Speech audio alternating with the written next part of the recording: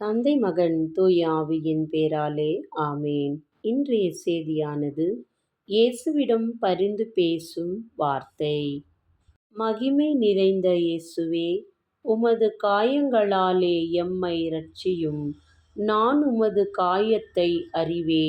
எனக்காக உங்கள் உடலில் காயங்களை ஏற்றுக்கொண்டீர் என்பது எனக்கு தெரியும்.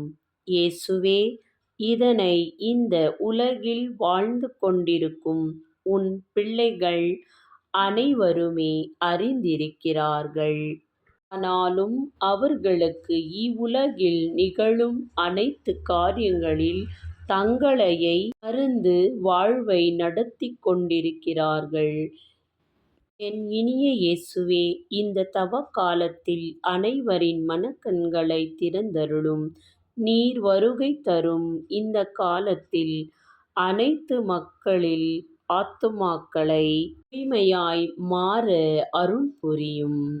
எஜமானன் வரும் வேளையில் மதிகெட்ட மக்கள் தங்களுக்கு தேவையான தீபத்தின் எண்ணெயை தராமல் கொஞ்சமாக கொண்டு வந்து, இரவின் வேளையில் எஜமானன் வந்தபோது ஞானியாய் இருந்த சில மக்களிடத்தில் அவர்களுக்கு தேவையான எண்ணெயை கேட்கும் போது, அவர்களோ எங்களுக்கு இல்லாமல் போகும், நாங்கள் தருவதில்லை என்று சொன்னபோது, அவர்கள் மறுபடியும் எண்ணெய் எடுத்து வர போன பிறகு அந்த இரவில் திடீர் என எஜமானன் வந்ததும் அங்கே இருந்தவர்கள் அனைவரும் அவருடன் சென்று விட்டார்கள்.